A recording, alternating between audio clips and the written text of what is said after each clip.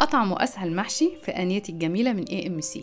الفرشة الحلوة بتاعتك هنا حطيت بصل وطماطم براحتك انتي، وتحطي الفرشة اللي انتي عايزاها وتشكيلة الخضار، وكل نوع هيطلع بطعمه وريحته المظبوطة، لأن طبعا السبيكة بتحافظ لي على خصائص أكلي.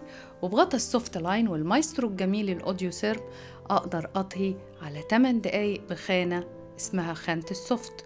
تعالوا نشوف ازاي هنسوي في 8 دقايق ومن غير سوائل، لأن الخضار بتاعي كله سوائل. وبالابليكيشن كمان هقدر أتابع وأنا في أوضتي أكلتي. هنا النافيجينيو تابع لي أكلتي وحافظ لي عليها، وعلى غطا الآنية الجميل أجمل ستاند حطيت حلتي واستنيت لما اللوك فتح. وتعالوا نشوف النتيجة. بسم الله، أجمل وأطعم محشي بألوانه بريحته التحفة.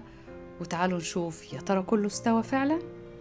شايفين الألوان وشايفين القوام، والرز جوه استوى سوى مثالي. وبالهنا والشفا أجمل محشي، وكل نوع واخد ريحته وطعمه بسبب سبيكة الألفا ميتال كرافت.